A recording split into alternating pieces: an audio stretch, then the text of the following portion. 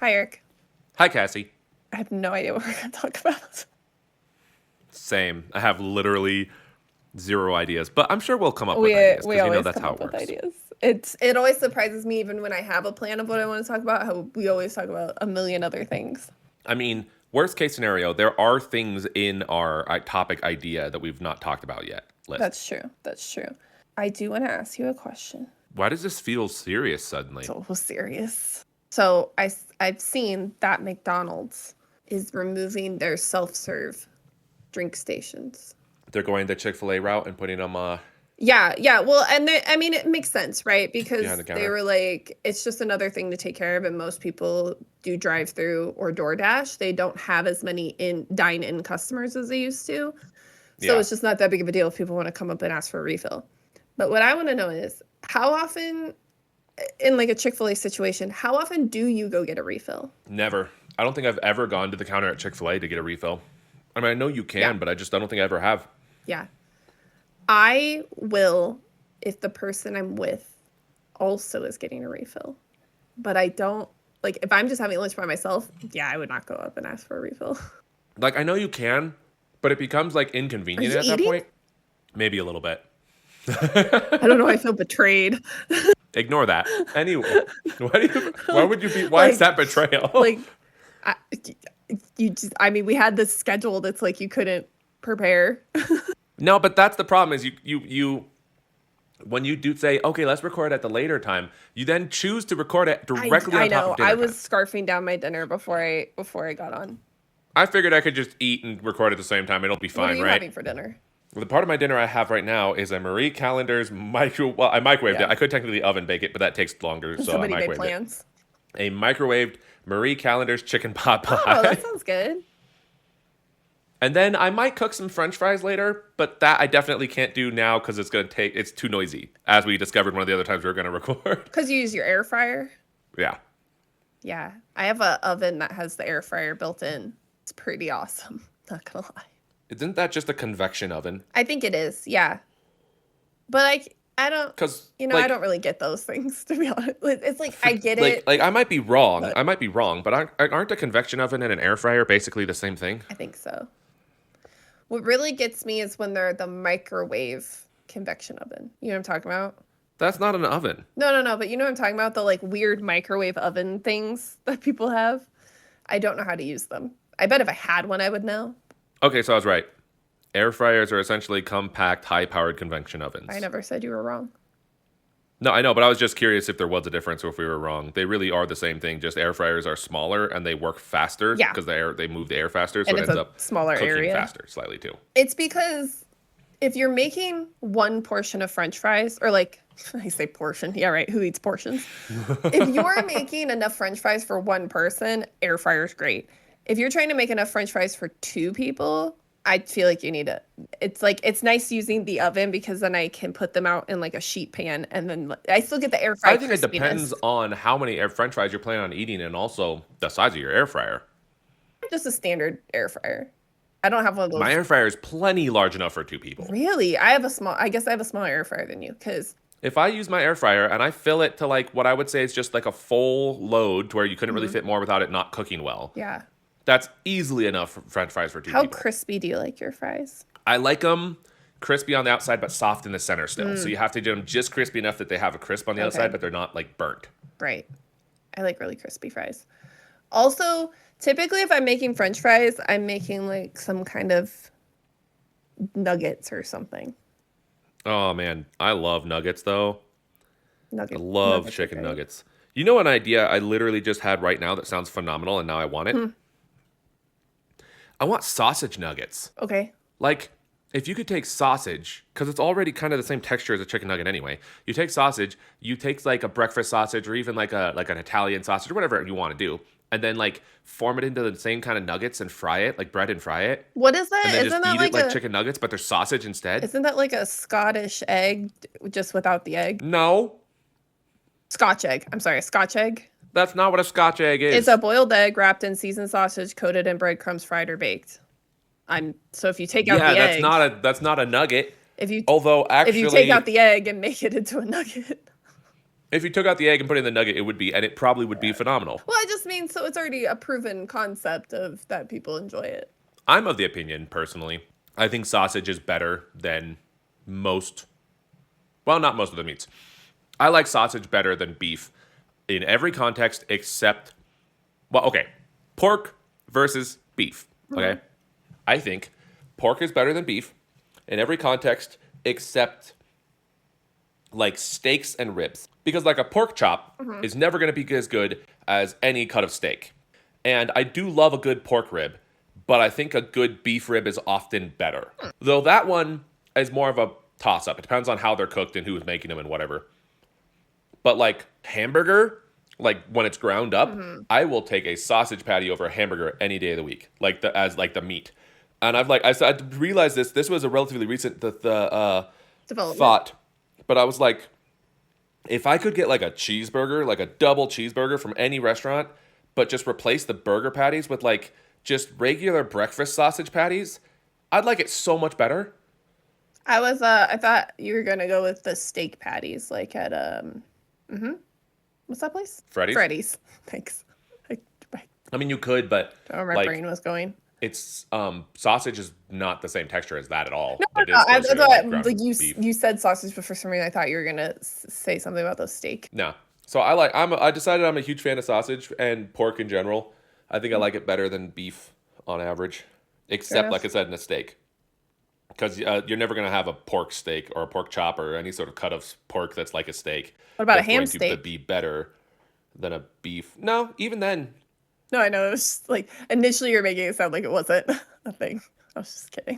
Of course, this does beg the question. There's pork bacon and there's turkey bacon. Is there such a thing as beef bacon? There's got to be, right? I mean, we probably just call it something else. I'm going to Google beef bacon. Yeah, no, you've smoked beef Yeah, bacon. beef right bacon. There. Yeah. Smoked beef bacon. It's a thing. It's a lot. So that's probably why you don't know about it. I'm curious what it tastes like now, though. I'm curious. This says it's reminiscent of brisket? They have it at our grocery store. Huh. I might have to. I mean, it's so expensive for bacon. Although bacon in general is expensive. Well, that's But what I'm saying, though. If you're already paying because I'd love to know what beef bacon tastes like. So it's a little bit out of like past. It's no longer relevant because St. Patrick's Day was back in March. Did I get that right? How do you not know?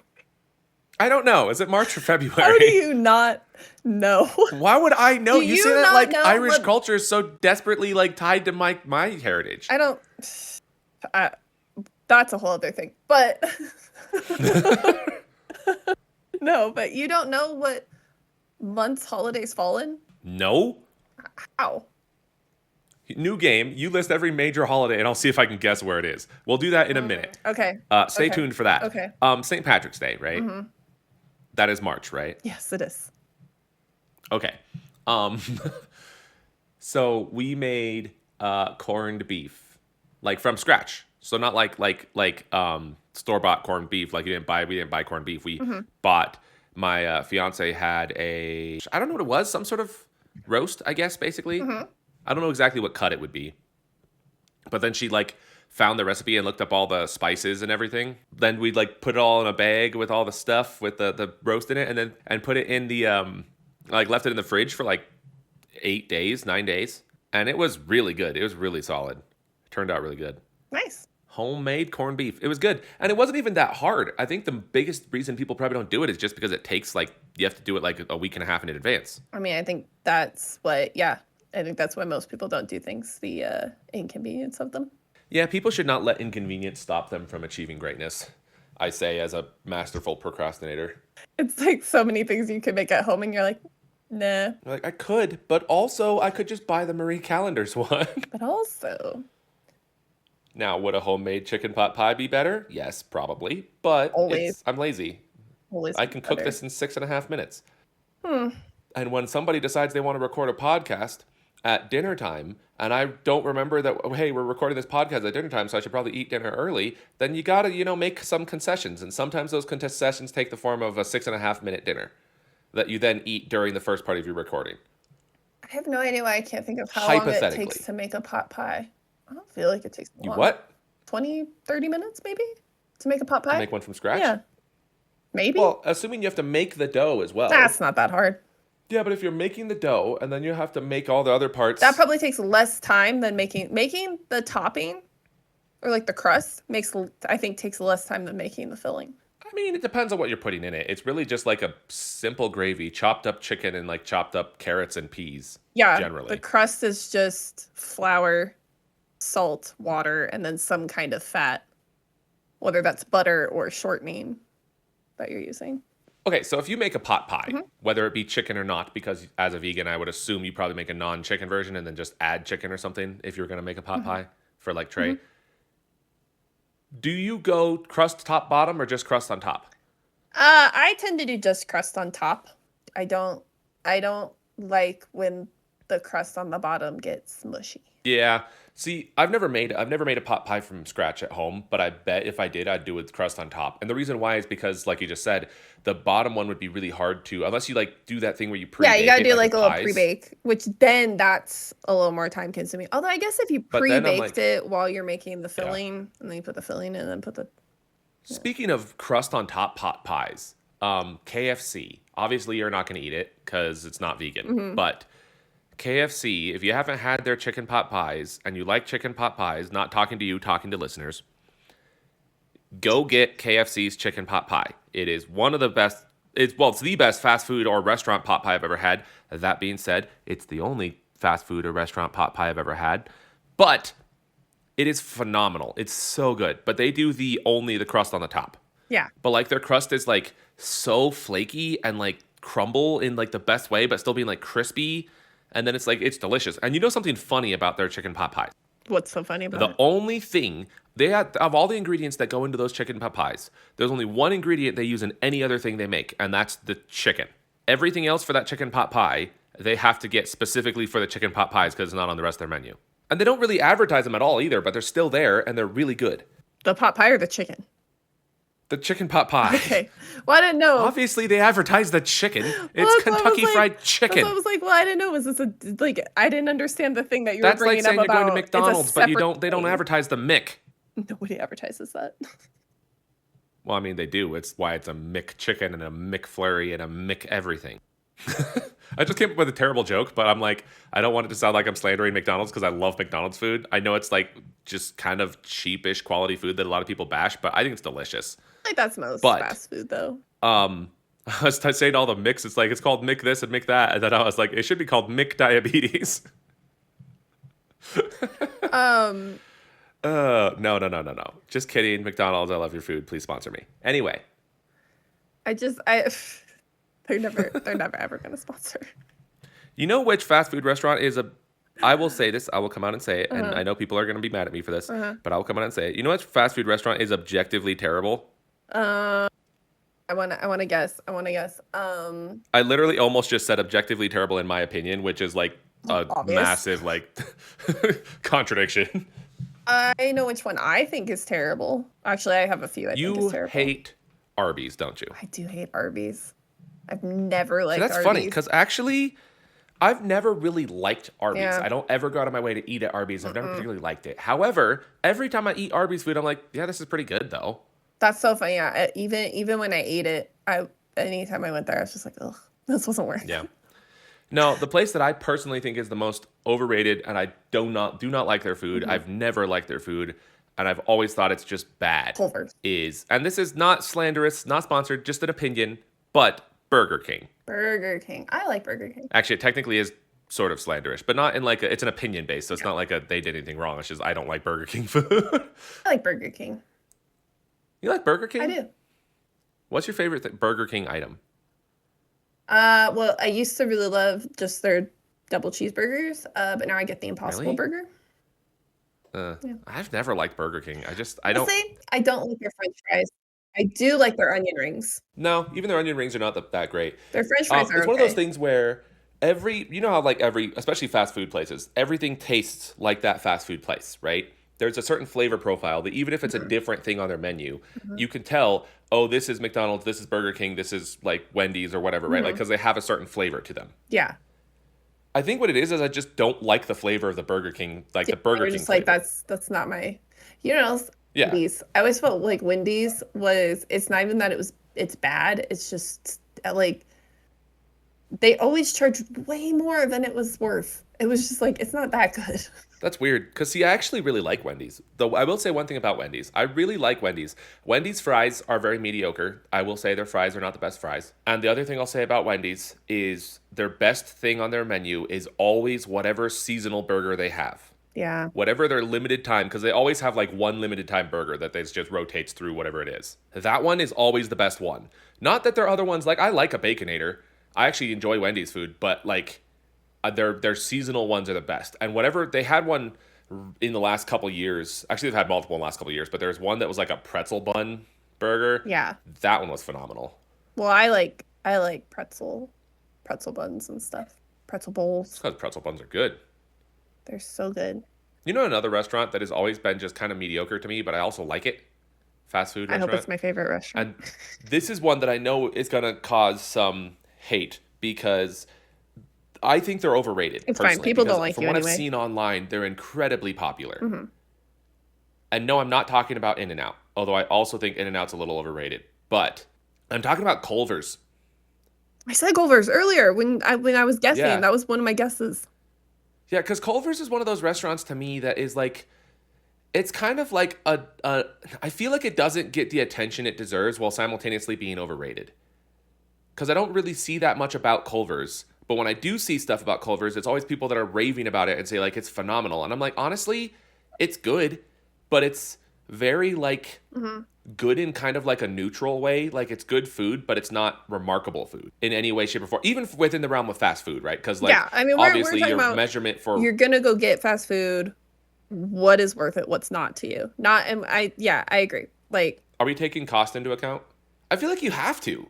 To do the measurement of what's worth it and what's not, you kind of have to take I was cost saying into that I account. think Wendy's always charge way too much for how much for how good their food actually is. See, I would have said that maybe in the past. I feel like with prices that have gone up, Wendy's has stayed roughly where they are. Which is in sad. recent I years. feel like that explains to you means- how expensive how overly Oh, yeah, for expensive sure. it used to be, For sure, that now yeah. it's considered average. Like, and their Oh yeah, prices for sure. haven't That's probably the changed. case. But like now, you compare it to like Freddy's and a lot of the other places, it's about the same. Yeah. Worth it to me. Fast food that's worth it to me. McDonald's is always worth it, but that's because I order off of their, but I guess they call it the value menu now, but I never buy anything that's more expensive. And the reason why is because in my personal opinion, and it's that thing that we were talking about of the like fast food or restaurants have a certain flavor profile.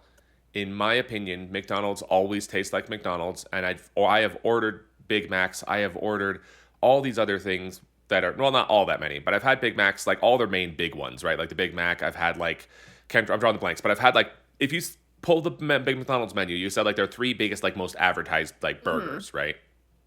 I've had them all. They all taste the same to me. To me, they're basically the same flavor profile as like their dollar cheeseburgers. Yeah. So there's no reason to buy anything more expensive. So when I go there, my go-to McDonald's order, and it depends on how hungry I am because it'll fluctuate, but my go-to is large fries and then 2 hot and spicy McChickens and 1 like dollar cheeseburger, maybe sometimes the double cheeseburgers, the small ones. Yeah. Because I love their hot and spicy McChickens. Those things, phenomenal. One of the really nice things about everything getting wildly expensive is I have become a lot more interested in just figuring out how to make stuff at home. And then Yeah. I actually I find need to figure out how to replicate a McDonald's hot spicy McChicken because those things are crazy. I bet you could find it. I mean, there's all those Yeah. people who figure it out online and stuff. But yeah, and then it's wild to me, like some stuff that you make and then you're like, that wasn't even that difficult. Like, Well, still on the topic of worth it. I mean, some of these ones, yes, in theory, I could probably learn how to make them at home, and I probably should look into it.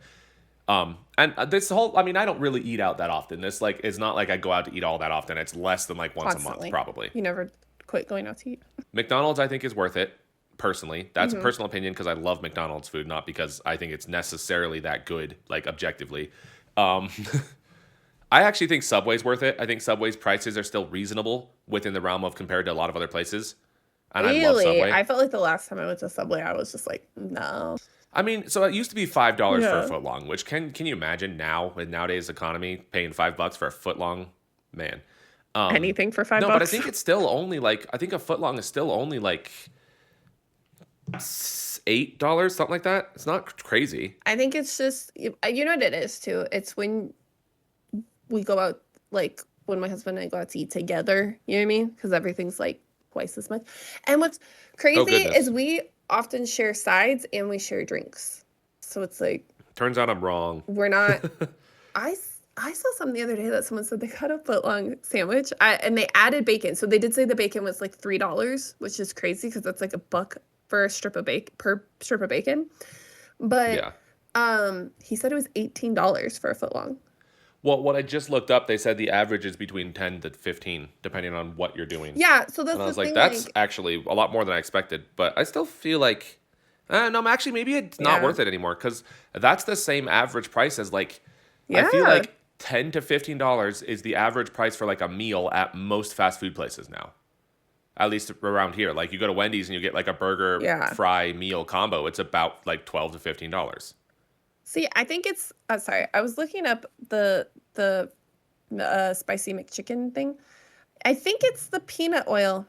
I think that's the real thing. Because it could be because peanut oil makes a big difference. Yeah, you can do all these other, like all the rest of this is like pretty. I would looked at a few different recipes and all of them are like. I'm assuming it's just fried chicken with some sort of spicy stuff. Yeah, I mean that's the thing is it's just fried chicken, and then I'm like I think it's the peanut oil that really. Here's the problem. Herein lies the problem. Peanut oil. There's a possibility that peanut oil is expensive enough that because I'm pretty certain peanut oil is one of the more expensive oils to buy. I bought it before. But enough to fry stuff in? Well, that's the joy of an air fryer. Yeah, and that's the thing, though, if I'm only going to do it once. So this is $20 for a gallon. Yeah, that seems like a lot for oil. Depends on how much you're making. If you're making it a lot or using it a lot, yeah, for sure. No, but I think if you're just going to do it for, to me, that seems like you're just doing it for like a fun meal. That seems like a lot. Like, I could go to McDonald's and get 2 hot and spicy McChickens for like $4. So well, and I think it would depend on if you're making it for a whole family, right? Like yeah, it depends on what you're doing, how many you're making. Yeah, but I feel like that's one where the gallon of oil, though. Yeah, I don't think you'd use the whole gallon to make anything. I feel like you could probably fry your chicken. Well, if you're air frying it, yeah, you're not definitely. Well, air frying, but even you're gonna do like good old fashioned, authentic oil frying. But even oil frying, I don't know. I do fried chicken. I don't feel like I don't use a whole gallon to fry up a tray of chicken. You make fried chicken? Yeah. Have I ever had? You need to make fried chicken so I can try it. Okay. Next time I make fried chicken. I mean, you can't try my fried chicken, but I should bring a piece for Trey to try at some point. No, you should. Yeah. Next time I make fried chicken. Because my fried chicken's really good. I really like the one I found, which is funny because I say my fried chicken. It's a recipe I found online. Fried chicken that I'm very possessive of. It's the only fried chicken I've ever had that at least most of the time, and I may be wrong on this, but in my memory, my family has tried to make fried chicken a handful of times, and it has never really turned out well. Like, either it didn't cook well because the oil wasn't too hot, or the batter didn't stick well, or like a lot of different factors. And the one I use, I really like. It's good flavor. It works really well. You get a nice, like, thick, crispy layer on the outside. Like, it's what fried chicken should be. Well, you do let your fried chicken rest, right? Yeah. And I also tend to marinate my chicken. Yeah. But I tend to do a saltwater brine. Well, I was going to say, you're supposed to do a brine. All kinds of, they're supposed to. You can do all kinds of other brines, but from what I've heard of online and stuff and seen, they said most of them don't really make that much difference. Unless you're doing, I guess if you're doing something like a flavored one, like a marinade, it could change it, like a teriyaki marinade or something. But if you're just doing like a brine, just for the purposes of like making it more juicy and tender, they said it doesn't really make much difference. Just like straight salt water works just as well as everything else. I was going to say, but I think as long as you're doing all the steps, it's like. And then you make sure it's definitely defrosted because frying chicken that's frozen doesn't work. Well, and if you want it al dente. It needs to be fairly thin. It needs to be fairly thin because you want the oil to be hot enough that it fries quickly, but you also don't want it to be so thick that you have to leave it in there and burn the batter to cook them chicken. So you want like thinner chicken. And then I do a wet and dry dredge, and I do a double dredge. So it's the wet, then dry, then wet, then dry. Yeah, you got to get the double layer on there. So it gets nice and thick and crispy and delicious. Wouldn't that be funny if we use the same recipe? Make some fried chicken. What was that? Wouldn't that be funny if we use the same recipe? Yeah, but hold on. Now I got to find my fried chicken recipe and see if it's the same one. I really need to. Still have it. I have it on my phone, just in like a screenshot of like ingredients, and I really should probably translate that to a like actual recipe in like a cookbook, so I don't accidentally lose it. Yeah. I was going to say, I thought you were going to make fun of me because that's what I was about to say. Is I was like, I can't look mine up because I always write mine down. I have a recipe box and I write it down on my little index card. In case you're curious, Yeah. mine has flour, cornstarch, equal parts because the cornstarch gives it like the crispiness when it fries. And then kosher salt, white pepper, black pepper, garlic, onion, cayenne, and baking powder. I don't know. I mean, that sounds right. It is so good, though. What I need to do, and I haven't done this, but I realized the other day that I could do this, is I need to make some sort of like wings, boneless wings, basically. Because if I just cut the chicken up to smaller chunks and fried them in smaller chunks, I could make some sort of like boneless wings and toss them in like a very wet sauce and end up with like something delicious. And I'm like, I love boneless wings, so how come I haven't made that? I mean, you should. You should try everything at Really home. should. Because like I said, it's amazing the things you try at home and you're like, you know what? That actually wasn't that bad. That was actually pretty easy. Oh, I was going to ask you, you were going to make some, you were going to make some drinks yesterday for a dinner party you were at. How did those go? You can say what it was for. Well, it was for your Star Wars themed party because it was Because it was May the 4th. May the 4th. You're acting like you didn't want to date the podcast of when we're recording this. It's the day after. Hey, everybody, it's May 5th. It's May 5th, 2026. At 7:13 p.m. Currently. No, I don't know why I phrased it that way. But no, you were going to make some like drinks from your Star Wars cookbook. How did that go? Well, I didn't end up making those because I was helping make the slime pods, I will say, which is basically, is what it's called because it's like Star Wars cookbook, right? So everything's supposed to be weird.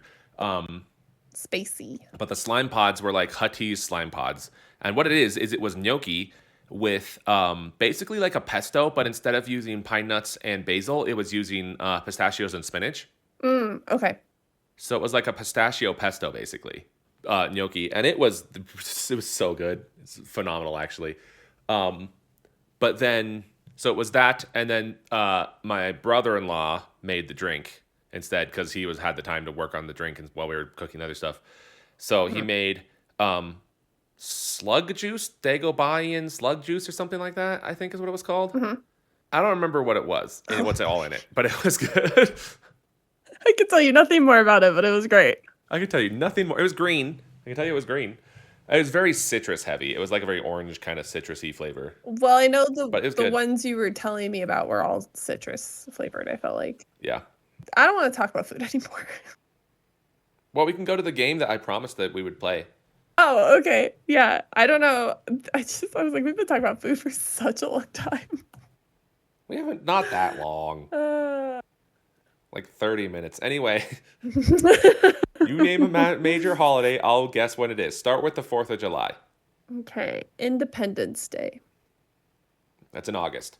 Here's an easy one for you. Juneteenth. Well, to see, you can everyone do this. would say that it's in June. Everyone would assume that's in June, but it's really a trick. It's a trick. Because it's actually in November. Okay. You're doing great.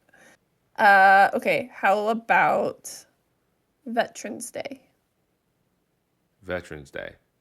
One I can't make a joke about because I actually don't know off the top of my head. Hold on. I feel like Veterans Day is a late summer holiday. So I feel like Veterans Day is in like August or September. Is that your final answer? No, not based on your response. Flip it. Wait, no. Maybe it's at the start of the year. Maybe it's a May holiday. There is a holiday in May. Do you know what that holiday is? Mother's Day. There is Mother's Day. There's another holiday. Oh. What else is in May? Memorial Day? No, that's not in May. Yes, no, it's Memorial Day. Wait, It's is? Memorial Day. Memorial Day's in May? Yes. Oh. Well, looky there. I'm not even trying to get you to name the dates of these things. I mean, some of them move, some of them are the same.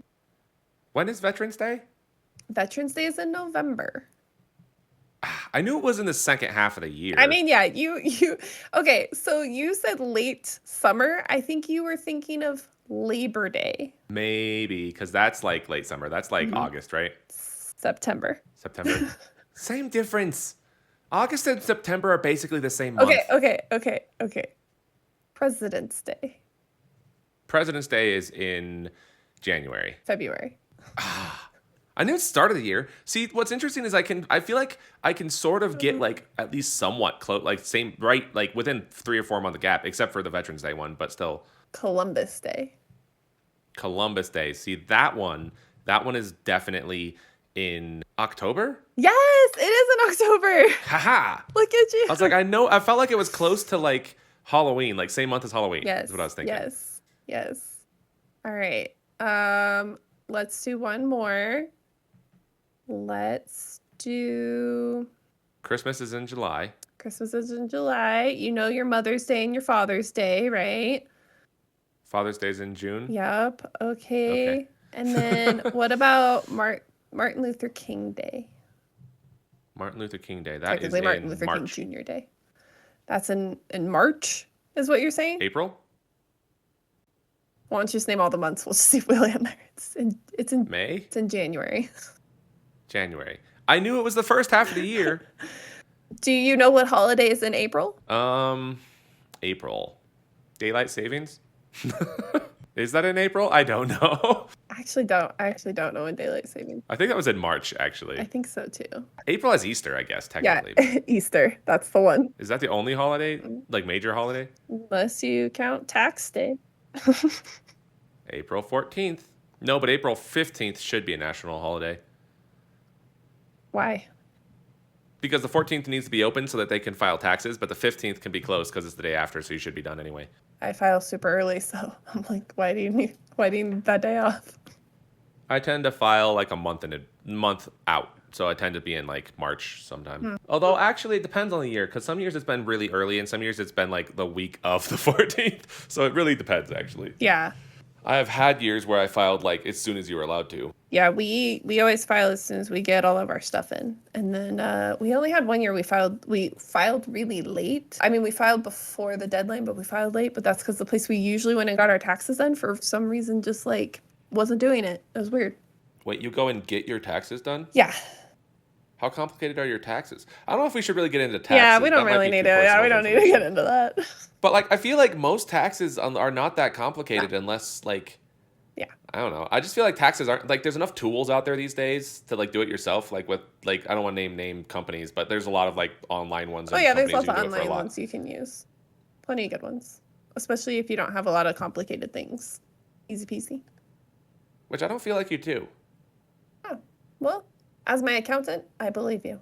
Although it might be harder. I feel like the dual income is probably inherently harder. I mean, I used to do our taxes. It's not that. Wait, do you have an accountant? No. I said it's you being my accountant. Because you're like. You have an accountant. Who's your accountant? You. I just said that. Give me their first and last name and their place of business. Do you want me to? No. Oh my God, wait a second. Unless you're gonna cut it out of the podcast, don't put their first and last name in place of business. I would have cut it out. I wouldn't. I mean, nobody listens that doesn't know you, but. Give me their first and last name. Give me their social security number. I also want to know their credit score and credit history. I want to know their address as far as where they live. I want to know their personal address. I want to know their spouse's name if they have one. All right, I'll get all that information to you. Don't worry.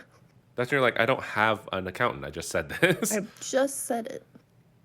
It's like not a real person, McGooliger, because I don't have an accountant, and he lives at made up address because I don't have an accountant, and he works at fictitious company incorporated because I don't have an accountant.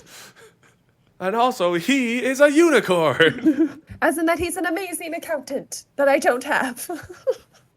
Do you think unicorns ever existed at any point in history? Yes. I don't think they're... So here's the problem with unicorns. Do I think they necessarily existed in the exact way that people describe them? I don't know, but it's... Here's my problem with unicorns. I feel the same way about dragons. Well, dragons, I'm convinced, have to have existed in some way, shape, or form because there are too many... Like, you don't end up with that level of what do they call it? Converging folklore, basically, where dragons of some capacity exist in basically every single culture's histories or like folklore. Unicorns and dragons, there's just too many of them in folklore across all like all across the world, like in different mythologies and things, and like and civilizations that did not talk to each other at that period of time necessarily. You know what I mean? So I'm like, it's Yeah. too weird. Yeah, that's why I'm like, I think what's funny to me though is I love mythological creatures. I think mythological creatures and folklore is fascinating. It's interesting to see what folklore like various cultures have. Yeah. But I do find it funny how mythological creatures vary from like a basilisk, right? It's like a basilisk, which is like, for those that don't know, well, okay, I don't want to get it wrong, so now I kind of want to Google a basilisk so I can get the description right. Do the description first and then correct yourself. Okay, from what I know about basilisks, and this may not be based entirely on mythology, accurate mythology. It may be based on like books, because a lot basilisks show up in other books and fantasy media as well. But they are lizard-like in some ways, but I think they're like lizard-like mixed with like a hound in some ways, depending on the exact mythology. And then I know that if their hiss is deadly, so if you hear their hiss, you'll die instantly. And I think if you get hit by their spit, you'll also die instantly. And sometimes if you look in their eyes, you turn to stone. Incredibly dangerous creatures. That's what I know. Now I'm going to look up the Google definition. Nope, not mixed with a hound. This is Serpent King. Yeah, I was gonna say, I think King of it's snakes, just lethal gaze and a poisonous snake. breath. Hybrid creature originating from a toad-hatched rooster egg. So it's like a snake-like bird I creature. didn't realize it was a rooster egg. I remember it was some kind of bird. And listen, the only thing I know about a basilisk is from Harry Potter. Okay, so that's why I'm like, it could be totally different. Basilisks can be, depending on the mythology, associated with cockatrice as well. Because the cockatrice is a mythological, like, it's basically like a dragon and a chicken hybrid creature. No, but what I was going to say is, I find it interesting how you have creatures like basilisks, you have creatures like griffins, which are like the eagle-headed lion creatures with giant wings. You have creatures like a chimera, which is like scorpion tail with like a lion head and like a bird body and or not bird, like bear body. It depends on the chimeras, but like all these wild creatures, right? And then you have unicorns, which is literally just horse with horn. And I'm sure it's like, I know unicorns have so much mythology around like magical powers or whatever that they like is in the mythology, but it's funny to me that at its core it's horse with horn. Well, and that's what I was just looking up. So apparently in medieval Europe, it was a horse with a horn, in obviously Renaissance symbolism, horse with a horn. But I guess in Chinese and a lot of East Asian cultures, it could have been dragons, deer, horses, oxen, and even fish. With horns? Yeah, with horns. And then so a narwhal is a Chinese unicorn. Yep. And then Japan again is the same way. And then it says some African traditions, they'll have one-horned animals, antelopes, rhinoceros, stuff like that. And so it's just, I wonder, because also you think about all the animals that have ever gone extinct, and think about before we even tracked animals going extinct, right? I'm like, it's very possible that, like, do I think that dragons and unicorns, the way that they're depicted, probably not always. Well, I would say yes, actually. With dragons specifically, I would say yes.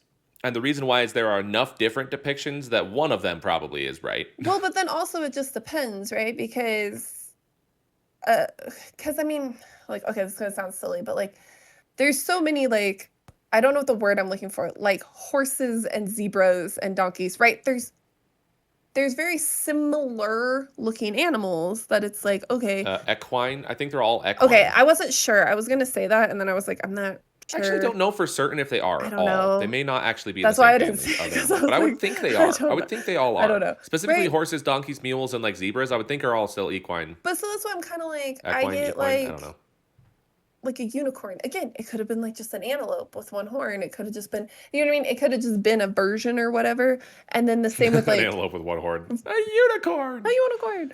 Right? But you know what I'm saying? It's like it could have just been an animal that was specific to that region that kind of looked like this, and then they go somewhere else and they're like, well, we also have a one-horned animal. That's wild, right? Like, who knows, right? And then same with dragons. Well, especially it's if like, it was like I also antelope, seen... because antelope have like the straight long horns, right? Do they? Or am I thinking a different creature? I don't know. I thought they had the little curly. Oh no, they do. They have more straight horns.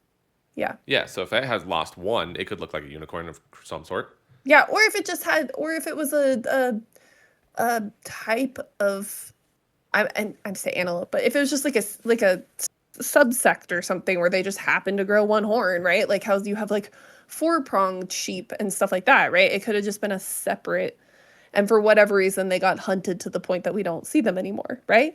And then I don't know, as far as the magical properties of mythical creatures, it's like, think of all the medicinal things that they might have used these animals for, and so that's why then they get this like superpower kind of thing, you know? Yeah. Yeah, that's true. Yeah. So speaking of dragons, though, because there's like specifically within the realm of dragons, there's so many like versions out there. What do you think is like your favorite variety of dragon? And I can give you examples if you need them. I don't have like a specific kind of dragon. I would say I'm not that into dragons. I would say I'm more into medieval type dragons. So that would be the classic European dragon. Yeah, where it's kind of like has the body, has the little legs, has the wings on the back. I am not as into like the more serpenty dragons. You know what I mean? Often otherwise known as worms. I know. I'm just like, I think that's the ones I like the most. I don't think I have like a specific one in mind. Well, because so dragon, like the classic European dragon, is the like everyone knows what they look like. It's the medieval dragon, the 4 legs, 2 wings, classic dragon. Or even if it has 2 The legs. most common like fantasy, what the one you like is 2 legs. No, I said I don't mind the ones with 2 legs as well. It's just I don't like the more snake. Those are the most common like fantasy dragons. Yeah, where it has and those the are 2 called back legs. those are actually all wyverns. Yeah, where it has wyverns the back are legs, the 2 legs, 2 wings, and then the dragons. wings, and that's it. Yeah. No, I'm talking about like I don't care for like the long serpenty dragons like you see more in like. So you don't like Chinese worms or sea mythology. serpents or Chinese dragons or Quetzalcoatl, I should say, or salamanders or lindworms. Yeah, Or amphitheres, technically, either. that's what I'm saying. Because those are all the worm-like ones. And we'll post pictures of these. Did you know? You want to know something? What was that? I was just letting people know we will be posting pictures of these. Of all of these? Well, I'm finding like a thing that just has a picture of all the dragons, so we'll be able to show them. Well, it depends on which one, because some of them have multiple types, and they're not actually all 100% accurate. Because But let's be honest, most people listening don't really care. True, but there is a difference between a hydra and it's a type of Russian dragon, I believe, but it's called like a zmei, because a hydra doesn't have wings. Right. And then I think it's Russian, that's like a zmei or something, is like a hydra with wings. So it's the multi-headed dragon that has wings. Now I'm looking. Okay, yeah. The dragon I have a dragon sculpture and I was looking at it and it does have 4 legs. So that'd be a classic European dragon. Yeah. Because I started thinking, I'm like, no, it has 4, right? Not 2. But I knew it was definitely more classic. Did you say what your favorite dragon was? I fluctuate. I do like the classic dragon. I think the classic dragon is always cool. I also actually like drakes. I think drakes can be really cool. And for those that don't know, drakes are dragons. They're like the classic 4-legged dragon, but with no wings. And if those are like stylized to be like cat or wolf-like, they can be really cool. You should find an example and send it. Also, of a drake? Yeah, that you find to be really cool. I also think fey dragons. If you've never seen a fey dragons are really cool. Fey dragons, body shape-wise, tend to be more of a classic European dragon still, or sometimes wyvern shapes.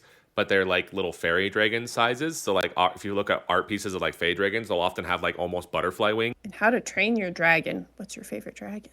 How to train my dragon. Yeah. Are we talking just main series or are we talking expanded universe? I'm talking about first movie. Pick one. First movie only. So one dragon like from the first 5 different dragons. Yep. That's what I'm talking about.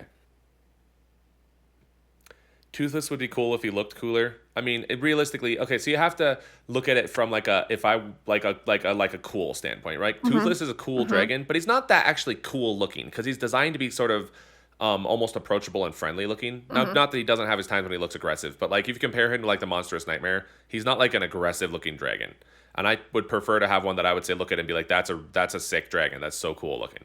Yeah. And I don't think Toothless is that cool looking. He's cute, but he's not cool. So if I had to pick one that I think is a cool dragon, I think Natters, the blue one. Astrid's dragon. I think natters are cool. Okay. They are wyverns, but they are specifically wyverns that do not treat their front wings as legs. Whereas the monstrous nightmare walks on its front wings as if it's legs. The natter does not. It stands more in like a traditional. I guess it's more like a if you pictured like a raptor, like a dinosaur, the raptors. Mm-hmm. If you took one of those, turned it into a dragon. So its little arms in the front are its wings, but it holds them up against its body when it's walking around. It's blue. It has these spines across its body that it can like shoot, and it's like this blue and yellow color, and it's got like almost more of a bird head in some ways with like the frill of plumage around its head, but it's out of like the spines again. Do you think I'm doing a good job? I think you're describing doing this a dragon? great job. Yeah. So yeah, I think Natter's the coolest from the standard first movie at least. If we're expanding it into broader stuff, there's other dragons I like better, but Yeah, but we don't want to get too complicated with it. Keep it yeah. simple. Especially since the first one, if we go off just the first movie, most of our listeners probably know what I'm talking about. If I go to other stuff, they might not know what dragon I'm talking about. Yeah, because I'm actually, to be honest with you, I don't know that I saw after the. You haven't like even the movies? You haven't seen the second or third movie? Not that I can think of. Not that I can. Oh. I'm not sure. The second one's cool. Yeah. Whatever kind of dragon Cloudjumper is, which I can't say whose dragon that is if you haven't seen the second movie, but that dragon's really cool. It's almost owl-like in some of its behaviorisms, mannerisms. Behaviorisms. Mannerisms. You know what I meant. Shut up. Third movie. So the second movie's really good. 2nd one I really like. The third one, it's entertaining, but it's not as good as the first two, in my opinion. What actually is worth watching if you're interested in the How to Train Your Dragon stuff at all is I think the TV shows, specifically, not all the ones that are the more recent ones, because I've heard Nine Realms is mediocre, and some of like the really little kid shows that they've made are not great. Right. But specifically, there's Riders of Berk, I think, is the first series. And then the second series was Race to the Edge. And they're like about the main characters, and they are of the same kind of animation style. And I think most of the same voice actors. I think a couple of them are different. But they sound the same. And it actually is like canon. Like it takes place between, I think, the first and second movie, I think, is when it all takes place. Mm-hmm. But those ones are actually really good. There's some cool characters, good character development, some really funny episodes, and just a lot of cool dragons.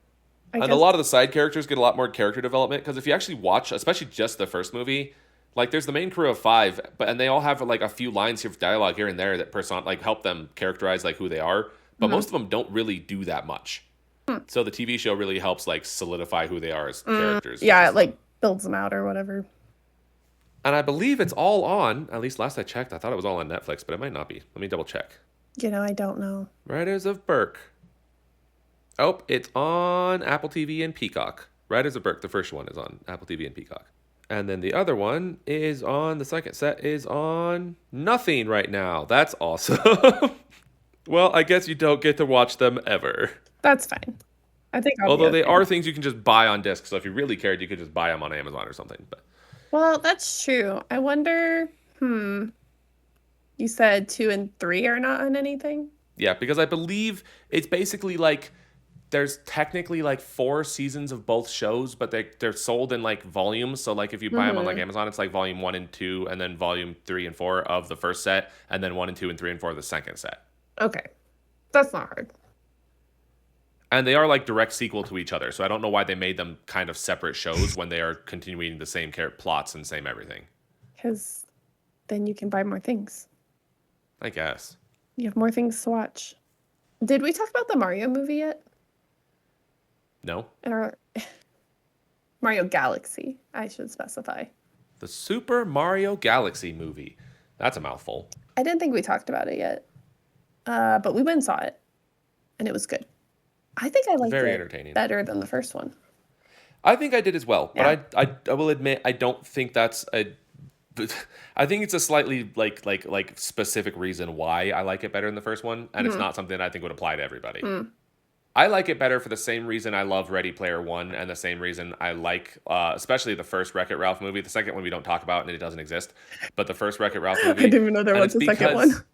It's because I love the Easter eggy reference-y things. I think it's so much fun when they have like just like rapid fire references in the background of movies and stuff, especially when it's like is a pop culture movie like that, so they can have all these like references and jokes in it.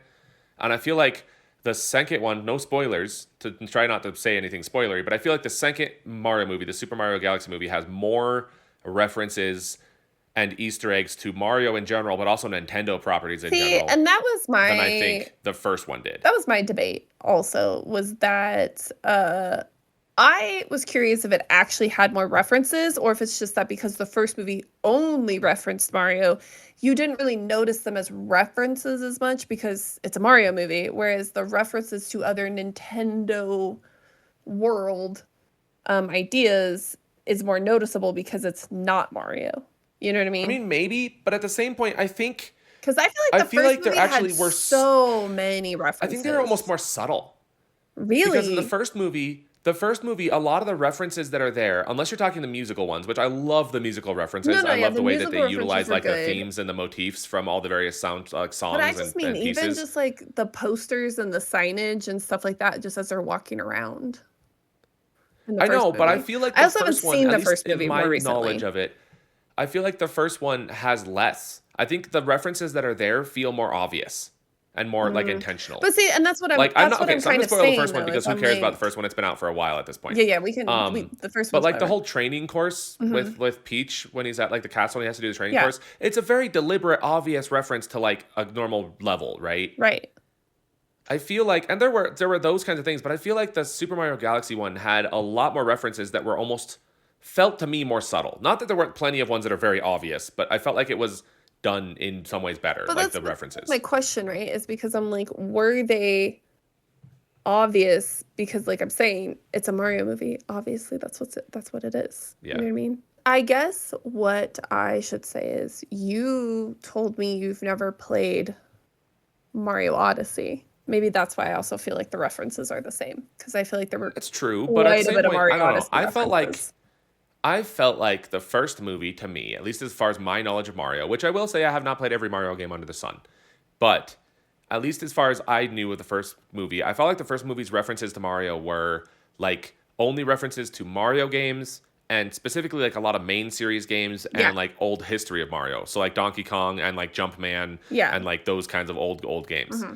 Whereas I feel like the second one was referencing more modern games and it was also Hmm. referencing like a lot of stuff in general because it was all over the place with Mario games, but it Yeah. also hit like Yoshi games and obviously like a bunch of other Nintendo property Hmm. stuff references here and jokes here and there. But like even within the realm of Mario, I felt like it was almost more obscure what it was pulling as well. Yeah.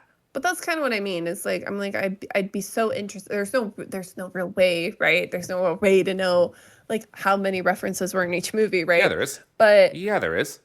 but It's that's called what it, YouTube. but that's Because I mean, I guarantee you I could go on YouTube right now and find dozens of YouTube videos about the first Mario movie and they're literally every single Easter egg in the yeah. movie But and reference. that's what I And mean. as So soon as the second one's out on like digital or disc, you'll the be able to whole find the same first thing. Mario movie is a Mario reference. You know what I mean? Because you're building that world. So by the time you get to the second Mario movie, most of the things you're seeing is already built on all the references they've already made. Plus, they're It's adding fair. new ones. So that's why I'm like, is it really that they have more, or is it because they've expanded their pool that they can draw from? You know what I mean? Yeah, and it could be that. It could be Yeah. that. But I loved Mario Galaxy. I just want to say it. I loved it. I thought it was really Yeah, cute. It was great. is really good. Um, Have you ever seen Ready Player One? yes, I love Please Ready say Player yes. One. Okay, I Yeah. was gonna say please say yes because you're too much of a nerd to not love that movie No, too. I love that movie. Seen it many, many times. I love it Actually, because I feel yeah. like almost every time I watch it, I'll pick out another random character in the background and be like, "Hey, I know who that is." When I you. Yeah. I think that was the hardest movie to watch in theaters because just the whole time Trey and I kept looking at each other being like, "Do you see that reference? Did you see that reference?" Like, Did you see that? Did you see that? Hey, those were those guys. Hey, those were those. Hey, look, Spartans from Halo. right? Yeah, Yeah, when the Spartans show up for sure.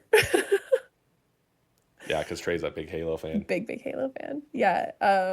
You know what I find interesting about Ready Player One? When was Ready Player One made? Like, when was the book written? Oh, I don't know. Sorry, I said made, obviously. 2011 science fiction novel, and it's set in 2045. That's so interesting because, so, okay, back in the day, when you got on the internet, you were supposed to use like a screen name. You weren't supposed to give out your real information. You were never supposed to tell Yeah, people who you really are, all that kind of stuff, right? And I find it so interesting that now, obviously, everybody's like know me, right? Have my name, have all my information, see my life, all this stuff.